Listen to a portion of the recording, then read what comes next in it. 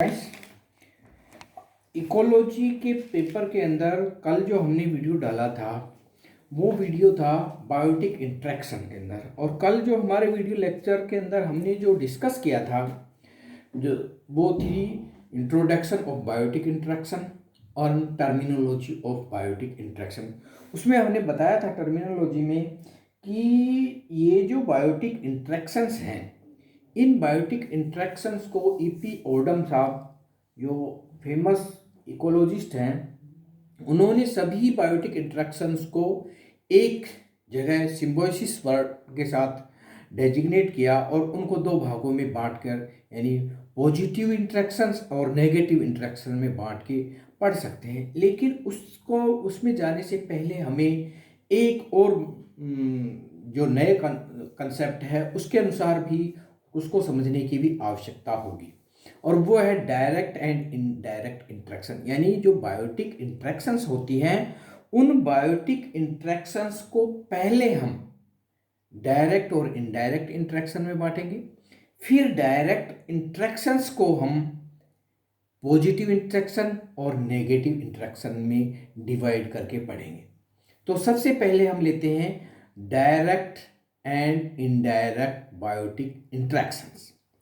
Direct and indirect biotic interaction. तो direct interactions क्या होती हैं? Relationship between member of an ecological community can be classified with two broad categories, direct interactions and indirect interaction. Direct interactions और direct ones deal with the direct impact of one individual or one species on another and are not mediated or transmitted through a third individual. While in the indirect interaction, a species can through its direct interaction with same species indirectly influence the abundance of another species with which it is not interacting directly। ये कहा है manage नाम के वैज्ञानिक ने 1995 में। इनके अनुसार क्या है कि बायोलॉजिकल इंट्रैक्शंस के अंदर जो डायरेक्ट इंट्रैक्शंस हैं वो डायरेक्ट इंट्रैक्शन ऐसी इंट्रैक्शंस हैं जिनके अंदर एक पर्टिकुलर स्पीशीज के इंडिविजुअल की जो दूसरी स्पीशीज के इंडिविजुअल से इंट्रैक्शंस होती है, उन इंट्रैक्शंस का जो प्रभाव होता है वो बिना किसी माध्यम का मतलब है कि वो बिना किसी थर्ड स्पीशीज या थर्ड इंडिविजुअल के माध्यम से होता है। यानी मान लीजिए एक स्पीशीज ए है, दूसरी स्पीशीज बी है, दोनों के बीच में इंटरेक्शन होती है, तो ए इंटरेक्शन का बी पर या बी इंटरेक्शन का ए पर या दोनों का जो इंटरेक्शन है उसका जो इम्पैक्ट है वो एक दूसरे से जो ट्रांसफर हो रहा है वो ट्रांसफर किसी थर्ड यानी सी स्पीशीज के द्वारा नहीं होकर डायरेक्ट हो रहा है, तो उसे हम कहेंगे डायरेक्ट बायोटिक इंट्रैक्शंस। और अगर यह है जो इम्पैक्ट है, यानी जो बायोटिक इंट्रैक्शन है ए और बी स्पीशीज का जो बायोटिक इंट्रैक्शंस का जो इम्पैक्ट है, यह इम्पैक्ट अगर मान लीजिए कि ए स्पीशीज से बी स्पीशीज या बी स्पीशीज से ए स्पीशीज पर जो इम्पैक्ट हो रहा है, इंट्रैक्शंस हो रहा है, उसको प्रभाव को ए से बी तक या बी से सी तक ले जाने के लिए हमें किसी थर्ड यानी सी स्पीशीज की आवश्यकता होती है। तो ऐसे इंट्रैक्शन को बायोलॉजी की भाषा में कहा जाता है इनडायरेक्ट इंट्रैक्शंस। तो ये बायोटिक और एबायोटिक इंट्रैक्शंस, इस तरह से हम इसको समझ सकते हैं मैनेज के अनुसार। मैनेज नाम के वैज्ञानिक ने इसको डिफाइन किया है, एक्सप्लेन किया है। द इम्पैक्ट, अब हम लेंगे the impact of direct interaction can be visualised very clearly. They can be positive, neutral और नेगेटिव। यानी कि जो बायोलॉजिकल इंट्रैक्शंस के अंदर जो डायरेक्ट इंट्रैक्शन है, उस डायरेक्ट इंट्रैक्शन को हम तीन भागों में बांट सकते हैं। वो पॉजिटिव हो सकता है, वो न्यूट्रल हो सकता है, वो नेगेटिव। ये कल हमने डिस्कस किया था जब हम टर्मिनोलॉजी बता रहे थे कि अगर मान लीजिए दोनों में से किसी एक को फायदा हो रहा है तो पॉजिटिव, दोनों को कोई फर्क नहीं पड़ रहा तो न्यूट्रल, और दोनों में से किसी एक को नुकसान हो रहा है, दोनों को नुकसान हो रहा है या दोनों में से किसी एक को भी नुकसान हो रहा है, तो वो बायोटिक इंटरेक्शन नेगेटिव की श्रेणी में आएगी। तो जो डायरेक्ट इंटरेक्शन है, उन डायरेक्ट इंटरेक्शन को हम 3 भागों में बांट के पढ़ सकते हैं। लेकिन जो ईपी ओडम साहब कहते हैं कि जो भी सिम्बोसिस है, यानी जो भी बायोटिक इंटरेक्शन है जिसको एक ब्रॉड सेंस के अंदर सिम्बोसिस के हेडिंग के अंदर हम अध्ययन करते हैं, उसको हम पॉजिटिव और नेगेटिव में बांट के ग्रुपिंग करके पढ़ सकते हैं, क्योंकि न्यूट्रल का कोई महत्व नहीं होता है इंटरेक्शन। क्योंकि अगर मान लीजिए किसी तरह की कोई इंटरेक्शन ही नहीं होती है, कोई वैल्यूबल इंटरेक्शन ही नहीं है, तो उसका इकोलॉजी की भाषा में कोई महत्व नहीं होता है, केवल उसको क्लासिफिकेशन की दृष्टि से हम उसको पढ़ सकते हैं। The indirect effect are sequential process in which direct effects are essentially involved. Their effects are difficult to be detected as they are complicated by mixing of direct and indirect effects. Moon et al. 2010 में moon eight आल ने ये कहा, मैनजी ने 1995 में कहा क्या कि जो इनडायरेक्ट इफेक्ट्स हैं, जो एक स्पीसीज ए स्पीसीज से बी में या बी स्पीसीज में ए में जाने हैं, इनडायरेक्ट इफेक्ट जो किसी तीसरी सी स्पीसीज के माध्यम से आते हैं, वो सीक्वेंशियल प्रोसीजर, वो एक सीक्वेंस के माध्यम से आते हैं, और इस सीक्वेंस के अंदर बहुत सारे डायरेक्ट और इनडायरेक्ट इफेक्ट सम्मिलित हैं। यानी ये एक सीक्वेंस जो हमने एक साधारण कह दिया है कि ए से बी से जाने के लिए सी माध्यम चाहिए, वो सी एक अकेला नहीं है, वो एक सीक्वेंस है, लंबी सीक्वेंस है, उसमें बहुत सारे डायरेक्ट इम्पैक्ट, बहुत सारे इनडायरेक्ट इम्पैक्ट इन्वॉल्व होते हैं। तो इस तरह से डायरेक्ट और इनडायरेक्ट इफेक्ट की जो ये सीक्वेंस है, इस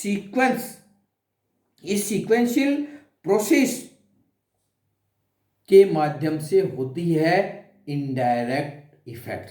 यानी इनडायरेक्ट इफेक्ट में बहुत सारे डायरेक्ट इफेक्ट और बहुत सारे इनडायरेक्ट इफेक्ट सम्मिलित होते हैं। मैनजी ये कहते हैं, मैनजी identified different pathways of indirect effects and reported that about 40 to 45% of all community changes in his study result from indirect effects, and suggested that the percentage could reach to 65% at other places.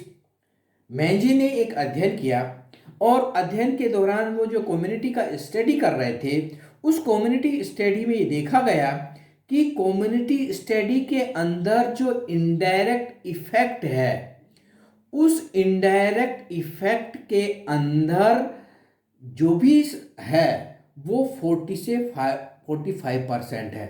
अर्थात जो community के अंदर जो effect की study हम कर रहे हैं, उस कम्युनिटी के अंदर जो इफेक्ट्स हैं, उन इफेक्ट की परसेंटेज 40 से 45% है, और जो डायरेक्ट इफेक्ट है, जो डायरेक्ट इंट्रैक्शंस है, वो रिमेनिंग है। और उन्होंने इसके साथ ये कहा कि ये जो इनडायरेक्ट इंट्रैक्शन है वो किसी भी कम्युनिटी के अंदर कभी कभी 65% तक हो सकता है, और जो रिमेनिंग वाला 35% है वो डायरेक्ट इंट्रैक्शंस होता है। अर्थात कहने का मतलब ये है कि कम्युनिटी की संरचना या कम्युनिटी की कॉम्प्लेक्सिटी या कम्युनिटी की फंक्शंस की स्टडी के अंदर ये पाया गया है कि जो भी इफेक्ट्स आते हैं कम्युनिटी के अंदर, बायोलॉजिकल जो इंट्रैक्शन होती हैं, उनमें जो इफेक्ट्स आते हैं, उन इफेक्ट के अंदर इनडायरेक्ट इफेक्ट्स की मात्रा ज़्यादा होती है बनिस्पत की direct effect. and he emphasized that indirect effects are major source of bringing structural and dynamic complexity in community। और कम्युनिटी के अंदर जो संरचनात्मक और डायनेमिक कॉम्प्लेक्सिटी आती है वो का उसका जो मुख्य स्रोत है वो इनडायरेक्ट इफेक्ट ही होता है। डायरेक्ट इफेक्ट को हम आसानी से ऑब्जर्व कर सकते हैं लेकिन इनडायरेक्ट इफेक्ट को हम इतनी आसानी से ऑब्जर्व नहीं कर सकते। Type of direct interaction, there are 8 main types of direct interaction which are classified the net effect of relationship on each interactor. यानी इनकी संख्या 8 है। कल हमने 9 बताया था लेकिन 9वां क्या है कि वो न्यूट्रल है, उसका इकोलॉजी में कोई महत्व नहीं है। Of these interactions mutualism and commensalism are positive interaction. There are no interaction effect in neutralism, while the rest interaction are negative commensalism is one-sided interaction, while the mutualism is a cooperative interaction। तो ये different type के जो interaction है इनकी हमने कल जो classification और टर्मिनोलॉजी है ये कल हमने आपको इसके बारे में चर्चा करी। Among negative interactions, predations, parasitism and herbivory benefit of one species and harm the other, while the competition, the negative effect is on the both interactors। In nature, all these interactions are prevalent and play a very important role in ecological study। तो ये होगी बहुत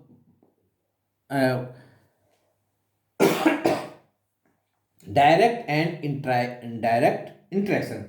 अब ये जो direct interaction है इस direct interaction को दो भागों में, जैसा इपिओडम कहते हैं कि डायरेक्ट इंटरेक्शन ही अपने आप में बायोलॉजिकल इंटरेक्शन है, क्योंकि जो इकोलॉजिकल स्टडी किया जा सकता है वो डायरेक्ट इंटरेक्शन है। तो वो डायरेक्ट इंटरेक्शन को ही बायोलॉजिकल इंटरेक्शंस मानते हैं। और बायोलॉजिकल इंटरेक्शन के अंदर जो डायरेक्ट इंटरेक्शन है उस डायरेक्ट इंटरेक्शंस के लिए एक वर्ड काम में लेते हैं जिसको कहा जाता है सिम्बायोसिस। क्योंकि सिम्बायोसिस का जो लिटरल मीनिंग है वो है लिविंग टुगेदर। और ये जो सिम्बायोसिस है इपिओडम कहते हैं कि इस सिम्बायोसिस को हम दो भागों में बांट के पढ़ सकते हैं। नंबर 1 जिसको हमने ए किया है positive interaction and B negative interaction. Positive interactions क्या होते हैं? In positive interactions, in this type of interactions species help one another and either one और both the species are benefited. यानी यहां पर जो स्पीशीज है इंटरेक्शन करने वाली वो एक दूसरे की मदद करती हैं। हो सकता है कि दोनों को ही लाभ हो रहा है, हो सकता है कि एक पर कोई लाभ नहीं हो रहा है लेकिन दूसरे को जरूर लाभ हो रहा है। यानी इंटरेक्शन करने वाली जो स्पीशीज हैं उनमें अगर दोनों को लाभ हो रहा है तो भी ठीक है और एक को लाभ हो रहा है तो भी ठीक है, वो दोनों ही क्या है पॉजिटिव इंटरेक्शन में आएंगी। अगर दोनों में से किसी एक को हानि हो रही है या दोनों को हानि हो रही है तो वो नेगेटिव इंटरेक्शंस में आएगी। This benefit may be in respect of food. ये बेनिफिट किस रूप में हो सकता है? फूड, शेल्टर, सबस्ट्रेटम और transport. And the association may be continuous and transitory, obligatory, facultative and the partners may be close contact, their tissue intermix with each other. यानी जो पार्टनर्स हैं, जो इंटरेक्शन करने वाले, वो क्लोज कॉन्ट्रैक्शन में रहते हैं। One of them may be live within the species area of other or attached to its surface. Positive interactions among different species in a community are broadly classified into 4 types. The degree of benefit varies with each other. Interaction species A, B and nature of interaction, ये कल ही हमने बताया था। जो भी positive interactions हैं उसमें अगर ए और बी, ए को अगर बेनिफिट हो रहा है वो प्लस दिखाया और बी पर कोई प्रभाव नहीं पड़ रहा है तो वो या तो कॉमन सिलिज्म आएगा या स्क्वेंजिंग आएगा। उस एक्टिविटी को या उस इंट्रैक्शन को हम कहेंगे कॉमन सिलिज्म या स्क्वेंजिंग। अब दोनों में क्या अंतर है ये हम आगे लेंगे। अगर दोनों को लाभ हो रहा है तो फैकल्टेटिव म्यूटिलिज्म आएगा जिसका दूसरा नाम है प्रोटोकोपरेशन। और अगर दोनों में से किसी को बेनिफिशियल टू बोथ, अगर दोनों में को लाभ ही हो रहा है लेकिन दोनों का साथ साथ रहना ऑब्लिगेटरी है तो हम उसको कहेंगे केवल म्यूटिलिज्म। तो ये 4 प्रकार की पॉजिटिव बायोटिक इंटरेक्शंस होती हैं। इसमें आज हम पहला लेते हैं स्क्वेंजिंग, यानी मृत पोषण, यानी मृत जो जीवों को जो खाने वाले हैं और या जो खाने की प्रक्रिया है उसको कहा जाता है स्क्वेंजिंग। और इस स्क्वेंजिंग के अंदर जो जीव मृत जीव को खाता है उसको पॉजिटिव माना गया है, लेकिन दूसरे पर कोई फर्क नहीं पड़ता, दूसरा डेड है। इसलिए कुछ लोग इसको स्क्वेंजिंग को इंटरेक्शन में नहीं मानते, लेकिन बहुत सारे इकोलॉजिस्ट स्क्वेंजिंग को बायोटिक इंटरेक्शन की पॉजिटिव के अंदर डालते हैं और पॉजिटिव के अंदर पढ़ते हैं।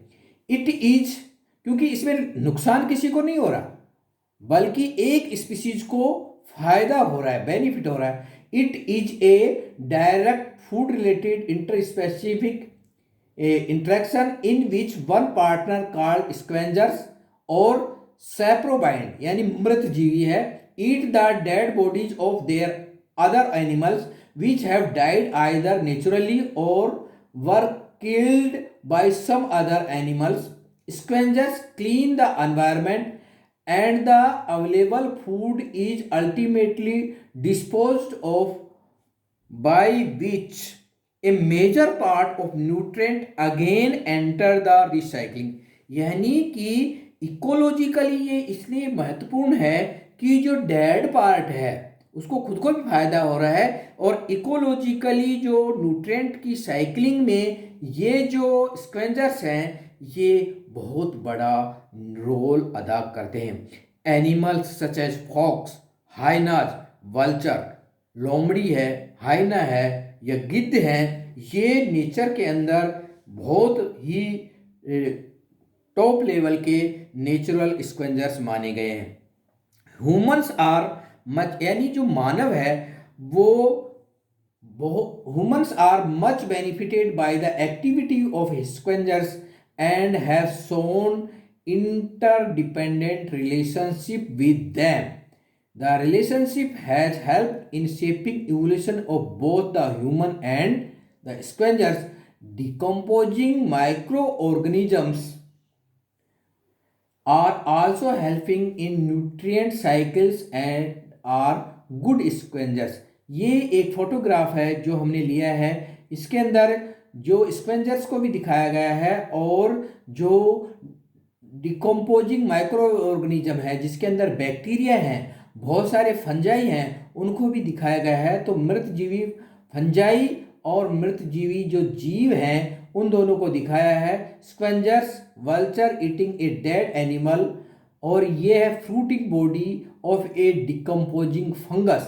ये 2 ऐसे फोटोग्राफ हैं जिन फोटोग्राफ के माध्यम से हम समझ सकते हैं कि यहाँ पर जो बायोलॉजिकल इंटरेक्शन हो रही है, स्क्वेंजिंग हो रही है, इसके अंदर एक पार्ट है, एक स्पीसीज है वो बेनिफिटेड है, दूसरी स्पीसीज को कोई फर्क नहीं हो रहा है, वो डेड है। लेकिन इकोलॉजिकली इस क्रिया का, इस इंटरेक्शन का बहुत बड़ा योगदान है। इकोलॉजिकली न्यूट्रिएंट साइकिलिंग के अंदर ये प्रक्रिया बहुत ही इम्पोर्टेंट है। इसलिए बहुत सारे वैज्ञानिक इस इंटरेक्शन को पॉजिटिव इंटरेक्शन के अंदर स्टडी करते हैं। और ये स्क्वेंजिंग और यहाँ तक के जो नोट्स हैं ये स्क्वेंजिंग तक पूरा हो गया। कल हम लेंगे कॉमन सिलिज्म और उसके बाद प्रोटोकोपरेशन एंड म्यूटिलिज्म को हम लेंगे। तो आज यहीं तक इसके नोट्स हम आपको अपलोड कर देंगे। Thank you.